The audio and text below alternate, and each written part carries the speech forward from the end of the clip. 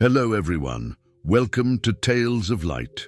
What if the hours you waste are not gone, but waiting to meet you again? What if time is not loud, but a quiet teacher knocking softly at your door? Tonight, listen closely, because one lazy boy met a gentle guru, and a single hour changed his life. This is the story of promises, of a clock on the wall, of a boy who said, "I will start tomorrow," and the teacher who asked, "What if tomorrow never learns your name?" Stay with me, because the key to your future may be inside the next small minute. Pause. Ask yourself, which hour of your day is the weakest? Now let's begin. Aiden was not a bad kid. He was just soft with time. He liked slow mornings. He liked late nights. He liked saying, "One more video." He liked promising, "I will start after lunch," and then after dinner, and then tomorrow. Classes had started 2 months ago. He was behind in English, behind in math. He had a part-time job at a small print shop. He was almost late every week. The boss said, "You are smart, Aiden, but you drift." His mom gave him quiet looks. Not angry, just tired. His younger sister, Mia, asked him to help with her science project. He said, "Of course," and he meant it, but he forgot. It was a warm afternoon when he fell asleep on a bench near the campus garden. A soft breeze touched his face. A shadow moved over him. A gentle voice said, "You will miss the hour if you sleep inside it." Aiden opened his eyes. An older man stood there, calm eyes, silver hair in a small bun, thin glasses, a walking stick that looked more like a friend than a tool. "Mr. Rao," Aiden said, sitting up. He knew this teacher from a seminar. The man spoke about choices and small habits. Aiden liked him, but he did not change. Mr. Rao sat beside him. "What are you running from, Aiden?" he asked. "I'm just tired," Aiden said. "I will fix everything. Just not today." Mr. Rao nodded. "Then the question is simple. How many times will you wait for a new today?" He took out a plain notebook. On the cover, one word, "hours." "This is not a diary," Mr. Rao said. "This is a mirror. For 1 week, write where your hours go. Do not judge. Just tell the truth." Aiden laughed a little. "It is just time, sir." Mr. Rao smiled. "Time is never just. It is the foundation under every dream." Aiden took the notebook. It felt heavier than it looked. That night, Aiden started to write. "Zebden Zaitun scrolling. A more scrolling. 10 to 11 dry texting. 11 ja video snacks nothing." He stopped writing. He looked at the page. He felt a small ache, quiet, not pain, more like a fog. The next day, he went to class late again. He told himself, "I will try tomorrow." He wrote that down too. At the end of the week, he met Mr. Rao behind the library in a small garden with stone paths and soft leaves. Birds sang like tiny bells. Mr. Rao looked at the notebook. He did not scold. He only asked, "Do you see the thief?" Aiden looked at the pages. "My phone," he said. Mr. Rao shook his head. "Not the phone. The drift." He put a glass jar on the bench. Then a bag of big stones, another bag with pebbles, and a bowl of sand. "You know this?" he asked. Aiden nodded. "I have seen it online." "Then watch again," Mr. Rao said. He put the big stones in the jar first. They filled most of the space. "These are your big things: class, work, family, health, one dream you will not betray." He poured pebbles. They slid down, filling spaces. "These are chores, errands, messages, the daily small." Finally, he poured sand. It flowed in, quiet and patient. "Sand is noise," he said. "Sand is fine, but if sand goes first, the big stones will never fit." Aiden looked away. He knew. "Tonight," Mr. Rao said, "put one big stone at the start of your day. 1 hour for the thing that matters most." Aiden took a breath. "What if I fail?" "Then you learn faster," Mr. Rao said. "But do not leave the hour empty." Aiden went home. He set a simple rule: 1 hour before screens. He set his alarm. He laid out his books. He put his phone in the kitchen. He told himself, "It is just 1 hour." He woke at 6:30. He reached for his phone. It was not there. He stood. He almost went back to bed. He did not. He sat at the desk. He opened his book. The page felt heavy. He read one line, then another, and then the hour was gone. He looked up. He had done it. It felt small. It felt like a door opening. He sent Mr. Rao a message. I kept the hour. Mr. Rao replied, now keep it again. For the first time in months, Aiden walked to class with a quiet smile. Change is not a straight road. It bends, it tests you. Aiden kept his hour for 3 days. On day 4, he stayed up late. He told himself, it is just one night. He woke late. He lost the hour. Then he lost the next. Drift began to creep back like fog over water. He was almost late to work again. His boss sighed. You have talent, she said. But talent without time is a story that never starts. That night, Mia waited at the kitchen table with her project. Can you help me? She asked. After dinner, Aiden said. They ate. He got a message. He scrolled. He laughed at something silly. He blinked and 2 hours were gone. He looked up. Mia had fallen asleep on her books. The next morning, the entry deadline had passed. Mia looked at him with wet eyes. Not angry, just hurt. You promised, she said. Aiden felt a stone in his chest. He wanted to say he was sorry. He wanted to say he would fix it. But some things you cannot fix after the hour has closed. He went to the garden. Mr. Rao was there, sweeping leaves like he was drawing circles on the ground. I failed, Aiden said. Mr. Rao nodded. Good, Aiden stared. Good. You failed and you feel it, Mr. Rao said. Pain is a clear teacher. It brings you here. He handed Aiden a small cloth bag. Inside were 24 paper circles. Each had the number 1 written on it. These are your coins of time, Mr. Rao said. Each coin is 1 hour. Lay them out. Spend them on paper before you spend them in life. Aiden placed 8 coins for sleep, 2 for bus rides, 5 for class, 4 for work, 1 for meals. He had 4 left. Where will you put the rest? Mr. Rao asked. Aiden held the last coins. His hands trembled a little. I do not know, he said. Now you see the truth, Mr. Rao said. You are not lazy. You are unaware. You do not choose. You drift. He gave Aiden a new rule, 1 promise before lunch. Keep it no matter how small. It can be 10 minutes of writing, or a call to your sister, or paying a bill, but you must keep it. Every day, Aiden nodded. He went home. He wrote at the top of his notebook, 1 promise before lunch. Day 1, call Mia and say sorry. He did. He stood in the backyard while birds sang. He said, I was wrong. She was quiet. Then she said, okay, help me after school. He wrote done day 2, read for 20 minutes before class. He did. He wrote done day 3, start a resume. 10 minutes only. He did. Done on day 5, he slipped. He promised to do his assignment by noon. It was 11:40, he still had not started. Panic rose. He sat down, he worked. He almost made it. He finished at 12:07, he wrote almost. Not done, he felt shame. He went to the garden to tell Mr. Rao. Mr. Rao listened. He did not smile or frown. He said, make the promise smaller. The point is not size. The point is truth. You kept the promise or you did not. Truth builds trust. Trust builds time. Then came the test he did not see coming. Aiden's friend Jonah called. There is an opening at my firm, he said. It is entry level. You can learn. My manager will meet you at 8:30 on Monday. I will vouch for you. Aiden felt like the sky opened. He said, yes, I will be there. I promise. Sunday night, he was excited. He was nervous. He told himself, sleep early. Then a video. Then a message. Then a spiral.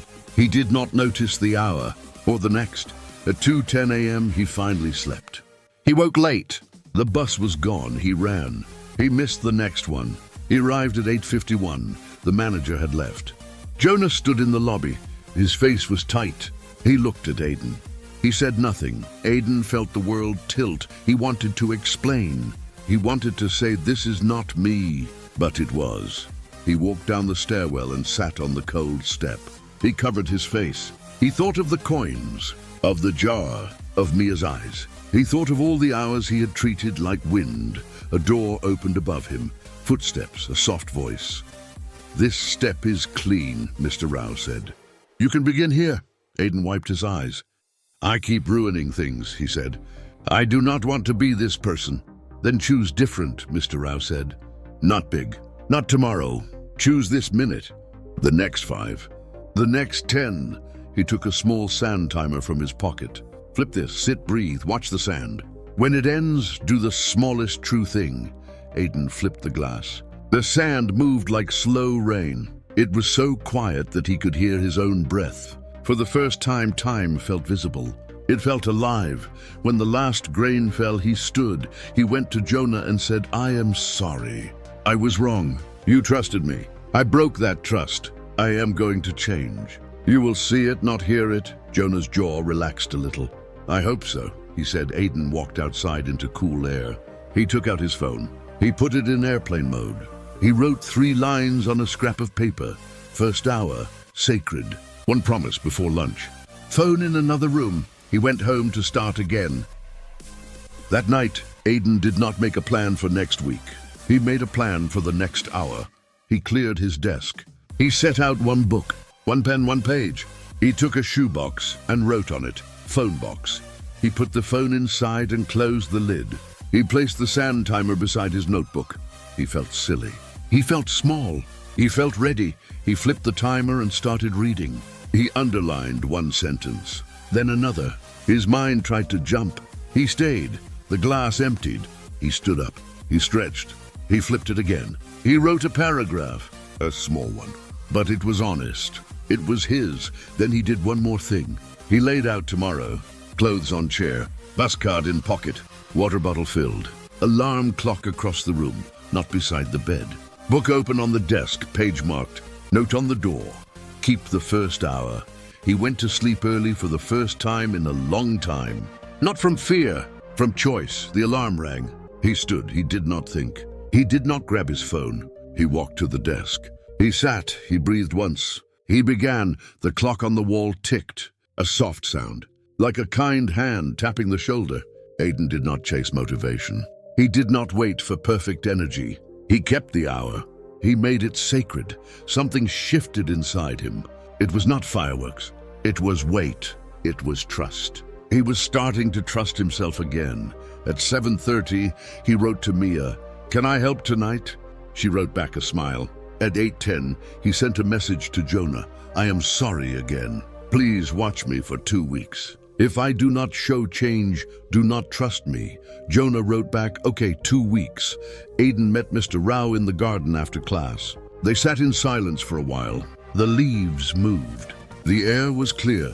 "I do not want to waste my life," Aiden said quietly. Mr. Rao nodded. "Then live it 1 kept promise at a time."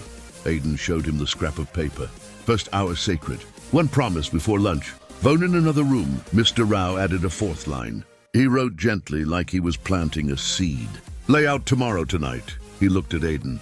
"You are not chasing time anymore," he said. "You are building it." Aiden smiled. It was small, but it was real. The next 2 weeks looked simple from the outside. They were not simple from the inside, but they were clear. Morning, first hour kept. Before lunch, 1 promise kept. Evening, lay out tomorrow tonight. Always. Phone in another room when working. He used a tiny trick when his mind said, "Not now." He would say, "Just 2 minutes. 2 minutes to start the page. 2 minutes to open the file. 2 minutes to wash the dish. 2 minutes to send the email. 2 minutes again and again until the wall looked smaller. At the print shop, his boss watched him arrive 5 minutes early, not 5 minutes late. She noticed he finished small tasks before the rush. She said, "You are steady." He said, "I am learning to start." At home, he kept his promise to Mia. They rebuilt her project. Not for the deadline she missed, but for a small community fair the next month. She smiled again. They colored a chart. They tested a simple windmill in the yard. It spun and made a tiny light blink. It was small. It was magic. In class, his notes became cleaner. He raised his hand once per lecture. Not to look smart, to stay awake in his life. He sat nearer to the front, away from the door. Away from the old escape, he met Jonah for coffee. He said, "I am not asking for another chance yet. I am showing you a new pattern." He showed Jonah his notebook. Hours marked. Promises kept. Jonah looked. He nodded. "Keep going," he said. "I will tell my manager in a week." Aiden went to the garden and told Mr. Rao, "I think I am changing." Mr. Rao smiled. "You are practicing. Will I slip again?" Aiden asked. "Yes," Mr. Rao said. "Falling is part of walking. But now you have rails. What are the rails? Aiden asked. Mr. Rao held up a finger for each. First hour sacred. One promise before lunch. Phone in another room. Lay out tomorrow tonight. And one more, he paused. Be kind to your future self. How? Aiden asked. Leave small gifts, Mr. Rao said. Wash the mug so you will find it clean. Put the bus card where you can grab it in the dark. Write your morning task on a simple card so your sleepy mind does not have to think. Make it easy to be good. Aiden laughed softly. Make it easy to be good.